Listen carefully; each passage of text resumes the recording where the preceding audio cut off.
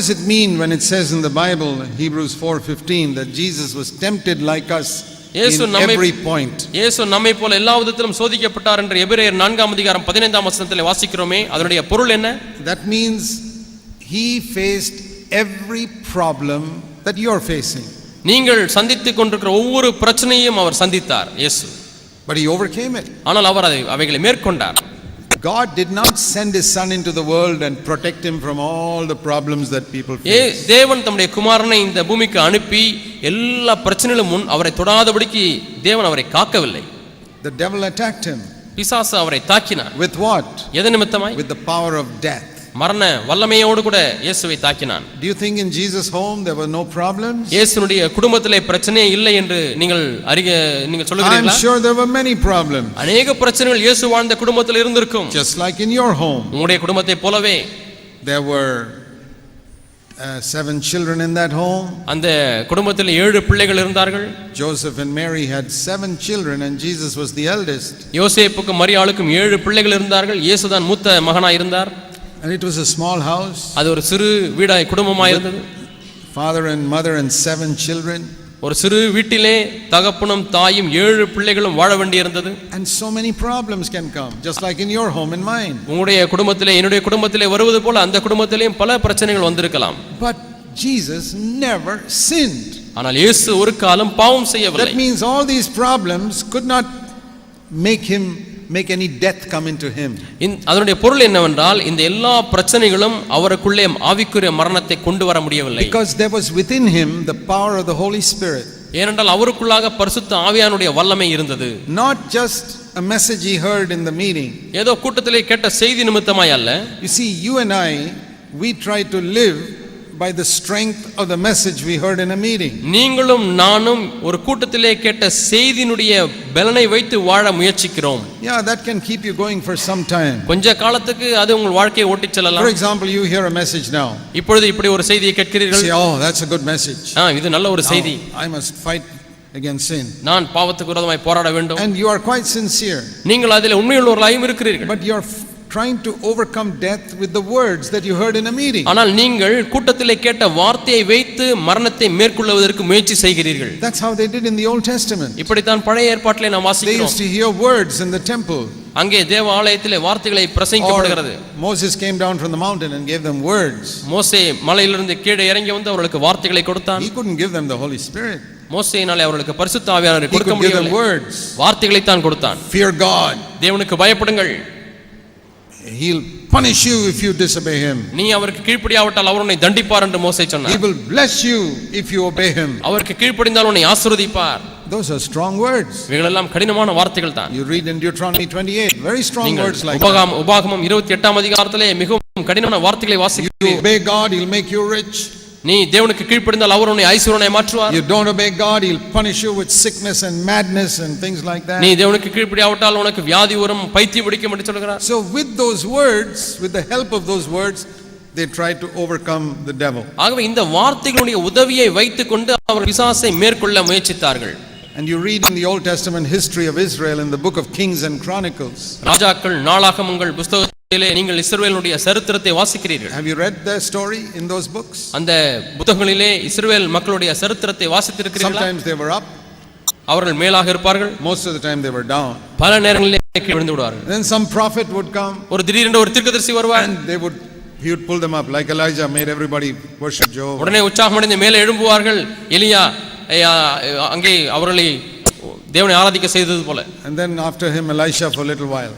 அதற்கு பிறகு எலிசா கொஞ்ச நாட்கள் இருந்தார். But after the prophet died, அந்த தீர்க்கதரிசி மரித்த உடனே down again. எல்லாரும் கீழே போய் விட்டார்கள். You know the history of Israel. இஸ்ரவேலின் சரித்திரம் இப்படித்தான் இருந்தது. Up when Moses was there. மோசே இருக்கும் பொழுது இவருடைய வாழ்க்கை மேலா இருந்தது. He went away to the mountain for 40 days. 40 நாள் தான் அந்த மலைக்கு போயிருந்தார். Down they made a golden calf and started worshiping. அவருடைய வாழ்க்கை கீழாக போய் ஒரு பொன் கன்றுக்குட்டியை செய்து அதை வணங்க ஆரம்பித்து விட்டார்கள். ஏன்? In 1 month. ஒரு மாதம் தான். Why? ஏன்? The prophet had gone away. தீர்க்கதரிசி போய் விட்டார். And then the prophet will come back from the mountain. திரும்பவுமாய் மலையிலிருந்து தீர்க்கதரிசி கீழே இறங்கி வருகிறார். And Moses will lift them all up, say, destroy this golden calf. இந்த பொன் கொன்றக்கூடிய அழித்து விடுங்கள் என்று சொல்லும் பொழுது எல்லாரும் மீண்டும் உற்சாகம் அடைகிறார்கள். And then after Moses, Joshua would be there. மோசேக்கு பிறகு யோசுவா வருகிறார். And then after Joshua died, யோசுவா மரித்த உடனே again they went down. திரும்பமா எல்லாரும் பின்வாங்கி போய் விட்டார்கள். Why? ஏன்? There was no prophet. அங்கே தீர்க்கதரிசி இல்லை. There was nobody to lift them up. அங்கே அவர்களை தூக்கி விடுவதற்கு ஆள் யாரும் இல்லை. Yeah, they had leaders. அவர்களுக்கு தலைவர்கள் இருந்தார்கள். And those leaders would preach every Saturday. அந்த தலைவர்கள் ஒவ்வொரு சனிக்கிழமையும் பிரசங்கம் செய்வார்கள். But there was no power. ஆனால் அதிலே பலன் இல்லை. And then Samuel came. திடீரென்று சாமுவேல் வந்தார். And again Israel would be lifted up. மீண்டுமாய் இஸ்ரவேல் மக்களுடைய வாழ்க்கை மேலே ஓங்கி எழுந்தது. And then Samuel died.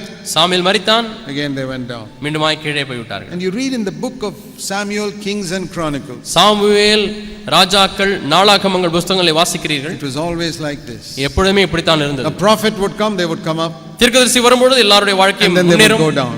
அவர் போய்விட்டால் எல்லா வாழ்க்கையும் பின்னே. And then some other prophet would come, they would வேற ஒரு தீர்க்கதரிசி வருவார், எல்லாரும் மேலே எழும்புவார்கள். So their life was dependent on the words of a prophet. அவருடைய வாழ்க்கை ஒரு தீர்க்கதரிசியுடைய வார்த்தையை பொறுத்து அமைந்திருந்தது. But many Christians today are living just like that. இன்றைக்கு अनेक கிறிஸ்தவர்களுடைய வாழ்க்கையும் இப்படித்தான் ஒருவருடைய வார்த்தையை சார்ந்து இருக்கிறது. They can hear a powerful message in a conference.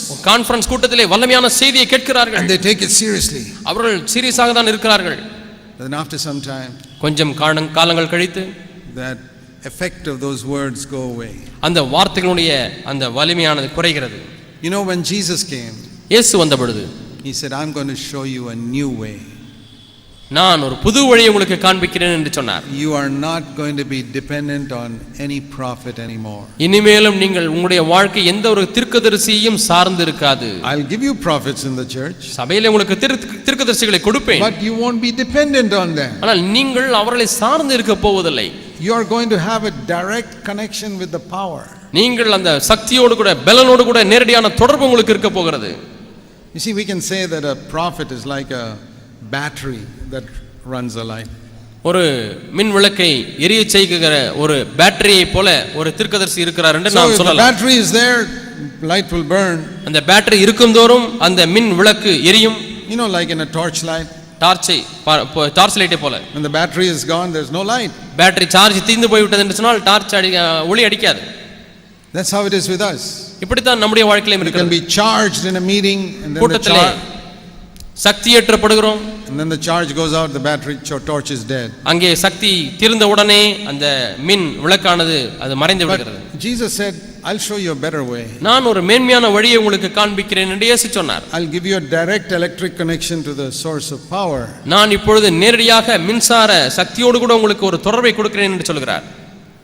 How many of you run lights in your house with a battery? உங்கள் எத்தனை பேர் உங்க வீடுகளிலே உங்க லைட் எல்லாம் பேட்டரி வச்சிருக்கீங்க? It won't last long. அப்படி வச்சா ரொம்ப நாளைக்கு கட்டுப்படியாது. But if you connect it to the source of power, ஆனா மின்சார சப்ளை மின்சார வாரியத்திலிருந்து நீங்கள் மின்சார தொடர்பை ஏற்படுத்திக் கொண்டால் all the time it can burn. எல்லா நேரங்களிலேயும் எல்லா விளக்குகளும் எரிந்து கொடுக்க முடியும். That's the secret I found in my life. என்னுடைய வாழ்க்கையில நான் கண்டுபிடித்த ரகசியம் இதுதான். In the early part of my Christian life, என்னுடைய கிறிஸ்தவ வாழ்க்கையின் முன் பகுதியிலே my life was also like this. என்னுடைய வாழ்க்கை மேலும் கீழுமாய் தான் இருந்து கொண்டு வந்தது. Like the lives of most Christians. अनेक கிறிஸ்தவருடைய வாழ்க்கையை போல. Just like the Old Testament Israel. பழைய ஏற்பாட்டு இஸ்ரவேல் மக்களை போலவே. And down and up and down and up and down. மேலும் கீழுமாய் இருந்தது. I want to ask you, brothers and sisters. சகோதர சகோதரி, நான் உங்களை கேட்கிறேன். Is your life like that? உங்களுடைய வாழ்க்கை அப்படி இருக்கிறதா? Up and down and up and down. வாழ்க்கை மேலும் கீழுமாய் எழுந்திருப்பது முழுவதுமாய் இருக்கிறதா? Sometimes burning. சில சமயத்திலே எரிந்து பிரகாசித்துக் கொண்டிருக்கிறது. Then off. சில சமயத்தில் அணைந்து போய் விடுகிறது. Again burning. மீண்டுமாய் எரிகிறது. It need not be like that. இனிமேலும் அப்படி இருக்க தேவையில்லை. You know what God's will for us is? நம்முடைய வாழ்க்கை குறித்த தேவ சித்தம் என்ன தெரியுமா? You know, we read this verse, we are sons of light. நாம் வெளிச்சத்தின் பிள்ளைகளாய் இருக்கிறோம் என்ற வசனத்தை வாசித்தோம். That means the light must always be burning in us. அதனுடைய பொருள் என்னவென்றால் இந்த வெளிச்சம் எப்பொழுதும் நம்முடைய வாழ்க்கையில் இருந்து கொண்டே இருக்க வேண்டும். And there's a beautiful verse that describes this in Proverbs. நீதிமொழிகளிலே அருமையான ஒரு வார்த்தை இதை விவரிக்கிறது. Chapter 4. 4ஆம் அதிகாரம். If you want to know the will of God for your life, உங்களுடைய வாழ்க்கையை குறித்து தேவ சித்தம் என்ன என்பதை நீங்கள் அறிந்து கொள்ள வேண்டுமானால், here is described in this verse. இந்த வசனத்திலே அது விவரித்து சொல்லப்பட்டிருக்கிறது. This is the will of God for you. இதுதான் உங்களை குறித்து தேவ சித்தம். Proverbs chapter 4. நீதிமொழிகள் 4ஆம் அதிகாரம் 18. 18ஆம் வசனம். The path of the righteous is like the light of dawn that shines brighter and brighter until the full day. நீதிமான்களுடைய பாதை நடு பகல் வரைக்கும் அதிகமாய் பிரகாசிக்கிற சூரிய பிரகாசம் போல இருக்கும். I don't know how long I'm going to live. நான் எவ்வளவு நாட்கள் இன்னும் உயிர் வாழப் போகிறேன் எனக்கு தெரியவில்லை. But one thing I know. ஆனால் நான் ஒன்றை அறிந்திருக்கிறேன். And I believe. நான் அதை நம்புகிறேன். That the light in me will become brighter and brighter and brighter with every year. ஒவ்வொரு வருஷமும் கடந்து செல்ல எனக்குள்ளாக இருக்கக்கூடிய ஒளியானது இன்னும் அதிக பிரகாசமாய் மாறிக்கொண்டே இருக்கும். It's not going to be the same. அதே போல இருப்பதில்லை. Because ஏனென்றால் I don't depend on myself. நான் என்னை சார்ந்து வாழுகிறதில்லை. When I say that, I'm not boasting about myself. இப்படி நான் சொல்லும் பொழுது என்னை குறித்து நான் மேன்மை பாராட்டுகிறேன் என்று எண்ண வேண்டாம். I'm boasting about Jesus. நான் இயேசுவை குறித்து மேன்மை பாராட்டுகிறேன். I'm saying his word is true. இந்த வசனம் மெய் என்று நான் சொல்லுகிறேன். Now you read a verse like that. நீங்கள் இது போல ஒரு வசனத்தை வாசியுங்கள். And you say, நீங்கள் வாசித்த பிறகு சொல்லுகிறீர்கள், oh, that won't happen in my life. இந்த வார்த்தை என்னுடைய வாழ்க்கையிலே நடக்காது என்று சொல்லுகிறீர்கள். Then I'll tell you it will never happen in your life. நான் உங்களுக்கு சொல்லுகிறேன், உங்களுடைய வாழ்க்கையில அது நடக்கவே நடக்காது. Because you don't believe it. ஏனென்றால் நீங்கள் அதை நம்புவதில்லை. God says something and you don't believe it. தேவன் ஒன்றை சொல்லுகிறார், நீங்களோ அதை நம்புவதில்லை. You know, there's a difference between the way God fulfills his word to us and our earthly fathers fulfill. தேவன் தம்முடைய வார்த்தையை நம்மிலே நிறைவேற்றுவதற்கும் நம்முடைய பூமிக்குரிய தகப்பன் அப்பா நம்முடைய வாழ்க்கையில ஒரு வார்த்தை நிறைவேற்றுவதற்கும் வித்தியாசம் உண்டு. Supposing your father tells you, உங்க அப்பா உங்ககிட்ட இப்படி சொல்லுகிறார், my son, மகனே, I'm going to put 10,000 rupees into your bank account. உன்னுடைய பேங்க்ல 10,000 ரூபாய் போட போறேன். And you tell him, நீங்கள் அப்பாட்ட சொல்லுகிறீர்கள், no, I don't believe it. நான் அதை நம்ப மாட்டேன் அப்பா என்று சொல்லுகிறீர்கள். And the father will say, okay, even if you don't believe it, I'm going to put it into your account. நீ நம்பினாலும் நம்பாவிட்டாலும் உன்னுடைய வங்கி கணக்கிலே நான் அந்த பணத்தை நான் போடுகிறேன் என்று உன்னுடைய தகப்பனார் சொல்லுவார். Yeah, that's how earthly fathers are. இப்படித்தான் பூமிக்குரிய தகப்பன்மார்கள் இருக்கிறார்கள். God is not like that. ஆனால் தேவன் அப்படி அல்ல. God says, I'll do something for you. தேவன் என்ன சொல்லுகிறார், நான் உனக்காக ஒன்றை செய்வேன். You say, I don't believe it. நான் அதை நம்புவதில்லை என்று நீங்கள் சொல்கிறீர்கள். God says, okay, then I won't do it. அப்பனா நான் செய்ய மாட்டேன் என்று ஆண்டவர் சொல்லி விடுவார். Do you know that? உங்களுக்கு தெரியுமா? Supposing your mother tells you, உங்களுடைய தாயார் உங்களை பார்த்து சொல்கிறார்கள், I'm going to give you chicken biryani today. இன்றைக்கு உனக்கு சிக்கன் பிரியாணி கொடுக்க போகிறேன் மதியானம் என்று சொல்கிறார். You say, no, mommy, I don't believe. இல்லையம்மா, நான் அதை நம்ப மாட்டேன் என்று சொல்கிறீர்கள். But you come to the table, there's chicken biryani there. நீங்கள் சாப்பாட்டு மேஜைக்கு வருகிறீர்கள், சிக்கன் பிரியாணி அங்கே உங்களுக்கு கொடுக்கப்படுகிறது. Even though you didn't believe it. நீங்கள் அதை நம்பாவிட்டாலும் உங்களுக்கு கொடுக்கப்படுகிறது. But God is not like that. ஆனால் தேவன் அப்படி அல்ல. The Bible teaches when God tells you something, வேதம் என்ன போதிக்கிறது என்றால், தேவன் உங்களுக்கு ஒன்றை சொல்லும் பொழுது if you don't believe it, நீங்கள் அதை நம்பாவிட்டால் you know what will happen? என்ன நடக்கும் தெரியுமா? You won't get it. உங்களுக்கு கிடைக்காது. If God says, I'll give you chicken biryani, தேவன் உங்களுக்கு சிக்கன் பிரியாணி உனக்கு தர போகிறேன் என்று சொல்கிறார். you say, I don't believe that. நான் அதை நம்புவதில்லை என்று நீங்கள் சொல்கிறீர்கள். You come to the table, it won't be there. நீங்கள் சாப்பாட்டு மேஜைக்கு வந்தால் அங்கே சிக்கன் பிரியாணி இருக்காது. See James chapter 1. யாக்கோபு 1ஆம் அதிகாரம். It says here how we must ask God. நாம் எப்படி தேவனிடத்தில் கேட்க வேண்டும் என்று இங்கே சொல்லப்பட்டிருக்கிறது. Whatever we ask God for, நாம் தேவனிடத்தில் என்ன கேட்டாலும் சரி, whatever it is, அது என்னவா இருந்தாலும் சரி, James 1:6 says, யாக்கோபு 1:6 சொல்லுகிறது, let him ask in faith, விசுவாசத்தோட கேட்க கடவன், without any doubting. எந்த அளவும் சந்தேகம் இல்லாமல். How should we ask God? நாம் எப்படி தேவனை கேட்க வேண்டும்? Without any doubting. எந்த ஒரு சந்தேகமும் இல்லாமல் நாம் கேட்க வேண்டும். In faith. விசுவாசத்திலே கேட்க வேண்டும். And if we ask with doubt, நாம் சந்தேகத்தோடு கூட கேட்டால், we doubt whether God will give it to us. தேவன் இதை நமக்கு தருவாரா தரமாட்டாரா என்ற சந்தேகம் இருந்தால், see this terrible verse. இந்த பயங்கரமான வசனத்தை பாருங்கள். This is really a terrible verse. உண்மையாலுமே இது பயங்கரமான வசனம். Verse 7. 7ஆம் வசனம். Let not that person think that he will receive anything from the Lord. அப்படிப்பட்ட மனுஷன் தான் கர்த்தரிடத்தில் எதையாகிலும் பெறலாம் என்று நினையாதிருப்பானாக. So you ask God for something, நீங்கள் தேவனிடத்திலே ஒன்றை கேட்கிறீர்கள், or God promises you something, அல்லது தேவன் உங்களுக்கு ஒரு வாக்குத்தத்தத்தை கொடுக்கிறார், and you say no, it can't happen in my life. அது என்னுடைய வாழ்க்கையில் நடக்காது என்று சொல்கிறீர்கள். According to this verse you won't get it. இந்த வசனத்தின்படி அது உங்களுக்கு கிடைக்காதுதான். So when we want the light of God to burn in our life, ஆகவே தேவனுடைய வார்த்தையானது நம்முடைய வாழ்க்கையிலே எரிந்து பிரகாசிக்க வேண்டுமானால், we read a verse like Proverbs 4:18, நீதிமொழிகள் 4:18 வாசித்தது போல ஒரு வசனத்தை வாசிக்கிறோம், that if you are a righteous person, your path will become brighter and brighter and brighter every day. நீங்கள் நீதிமானாக இருந்தால் உங்களுடைய வழியானது ஒவ்வொரு நாளும் சூரிய பிரகாசம் போல அதிகரித்துக் கொண்டே இருக்கும். But you don't believe it. ஆனால் நீங்கள் அதை நம்புவதில்லை. It won't happen. அது உங்களுக்கு நடக்காது. It will not become brighter every day. அது ஒவ்வொரு நாளும் பிரகாசமாய் மாறாது. So when you read a verse like this, இதுபோல ஒரு வசனத்தை நீங்கள் வாசிக்கும் பொழுது Proverbs 4:18, நீதிமொழிகள் 4:18, you must say, Lord, I believe it. ஆண்டவரே நான் விசுவாசிக்கிறேன் என்று சொல்ல வேண்டும். How many of you will say, Lord, today I am going to believe that verse? ஆண்டவரே இன்றைக்கு நான் இந்த வசனத்தை நான் விசுவாசிக்க போகிறேன் என்று எத்தனை பேர் சொல்ல முடியும்? Jesus Christ has forgiven my sin. இயேசு கிறிஸ்துவினுடைய பாவங்களை மன்னித்திருக்கிறார். I am a righteous person. நான் ஒரு நீதிமான். And I believe this verse is for me. இந்த வசனம் எனக்கு தான் என்று நான் நம்புகிறேன். I can be a son of light. நான் ஒளியின் பிள்ளையாய் இருக்க போகிறேன். I'm going to be one who radiates the light of Jesus. இயேசுவுடைய வெளிச்சத்தை பிரதிபலிக்கிற பிரகாசிக்கிற ஒரு மனிதனாய் இருக்க போகிறேன். Every year that light will become brighter and brighter in me. ஒவ்வொரு வருஷமும் அந்த ஒளியானது இன்னும் அதிகமாய் என்னுள்ள பிரகாசமாய் கொண்டே இருக்கும். That means the life of Jesus is going to become more and more in me. அதனுடைய பொருள் என்ன? எனக்குள்ளாக இயேசுவுடைய ஜீவனானது அதிகமாய் கொண்டே போகும். See, when the Holy Spirit wrote that verse in 3000 years ago in the Bible, பரிசுத்த ஆவியானவர் 3000 ஆண்டுகளுக்கு முன்பதாக இந்த வசனத்தை இங்கே எழுதின பொழுது, those people in the Old Testament, they read it but they did not know what the light was.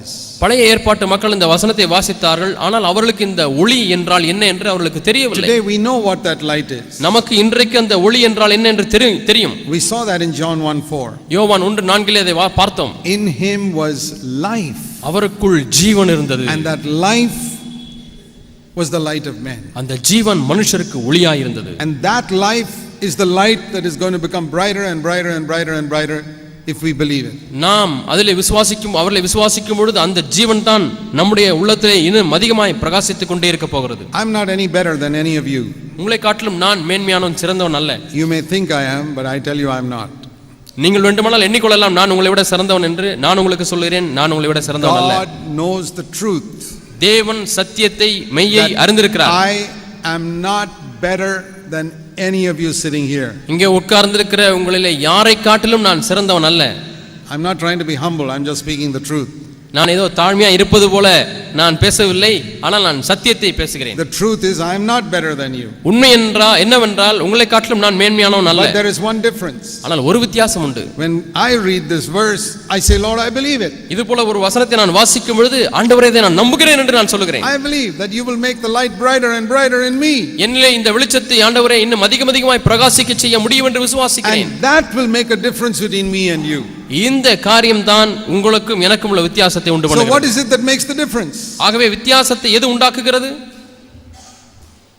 I believe what God says. தேவன் சொல்லுகிறதை நான் நம்புகிறேன். And you don't believe it. நீங்கள் இதை நம்புவதில்லை.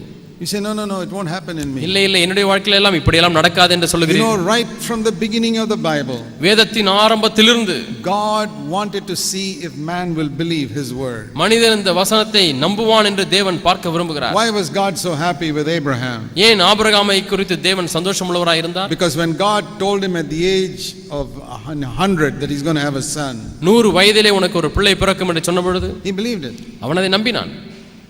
He believed, okay, if you said it, நான் Lord, I விசுவாசித்தேன். believe. ஆண்டவரே நீர் அதை சொன்னீர், நான் விசுவாசிக்கிறேன். Even so many years I haven't got it, but I believe your word. இவ்வளவு ஆண்டுகளாக எனக்கு பிள்ளை இல்லை, ஆனால் உம்முடைய வார்த்தையை நம்ப போகிறேன். And there's a lovely verse in Romans chapter 4. ரோமர் 4 அதிகாரத்திலே ஒரு அருமையான வசனம் இருக்கிறது. Romans chapter 4. ரோமர் 4 அதிகாரம். We read here that இங்கே நான் வாசிக்கிறோம். Romans 4:20 concerning Abraham. ஆபிரகாமை குறித்து ரோமர் 4 அதிகாரம் 20 வசனத்திலே வாசிக்கிறோம். You know, it says in verse 19 his body was dead. 19 வசனத்திலே வாசிக்கிறோம் 4 அதிகாரம் அவருடைய சரீரம் செத்து போனது. Because he was 100 years old. ஏனென்றால் அவருக்கு 100 வயதாகி விட்டது. And it says here his womb, his wife's womb was dead. சாராளுடைய கர்ப்பமும் செத்து போனது என்று நாம் வாசிக்கிறோம். He looked at all that. Abraham இதெல்லாம் பார்க்கிறான். And he did not become weak in faith, it says. அவன் விசுவாசத்திலே பலவீனமானாய் மாறவில்லை என்று பார்க்கிறோம். In the same way, அதே போல தான் you can look at your defeated life. உங்களுடைய தோற்கடிக்கப்பட்ட வாழ்க்கையை நீங்கள் பார்க்கலாம். You can say, Lord, the light can never shine in my home because I've got such a bad wife or such a bad husband. எனக்கு இவ்வளவு மோசமான மனைவி இருக்கிறபடினாலே அல்லது இவ்வளவு மோசமான கணவன் இருக்கிறபடினாலே என்னுடைய குடும்பத்திலே ஆண்டவரே இந்த ஒளி பிரகாசிக்காது என்று நீங்கள் சொல்லலாம். That is exactly like the deadness of Sarah's womb. அது இங்கே சாராளுடைய கர்ப்பம் செத்து போனதுக்கு ஒப்பாகவே இருக்கிறது. See what it says in verse 19? 19ஆம் வசனத்தில் என்ன பார்க்கிறோம்? He looked at the deadness of Sarah's womb. சாராளுடைய கர்ப்பம் செத்து போனதையும் அவன் பார்த்தான். So you look at your wife. நீங்கள் உங்கள் மனைவியை பார்க்கிறீர்கள். Dead spiritually. ஆவிக்குரிய ரீதியிலே மரித்து போன மனைவி என்று சொல்கிறீர்கள். That's the picture here. இங்கே அதுதான் ஒரு காட்சியாக சித்தரிக்கப்பட்டது. Then Abraham looked at his own body. Abraham தன்னுடைய சொந்த சரீரத்தை பார்க்கிறான். Verse 19. 19ஆம் வசனம். That's also dead. அதுவும் செத்து போனதா இருக்கிறது. So you look at your wife. மனைவியை பார்க்கிறீர்கள். Spiritually dead. ஆவிக்குரிய ரீதியிலே செத்து போய்விட்டாள். You look at yourself. உங்களையும் பார்க்கிறீர்கள். Spiritually dead. ஆவிக்குரிய ரீதியில் நீங்களும் மரித்து விட்டீர்கள். But ஆனால் you say, Lord, I still trust you. ஆனாலும் ஆண்டவரே நான் உம்மிடத்தில் விசுவாசமாய் இருக்கிறேன். Isn't that wonderful? அற்புதமாக இல்லையா? That's what changed Abraham. Yes, இதுதான் ஆபிரகாமை மாற்றியது. One dead man with a dead wife trusting God, God can still do something. ஒரு செத்து போன மனிதன் செத்து போன மனைவி அவர்கள் தேவன் ஒன்றை செய்ய முடியும் என்று நம்பினார்கள்.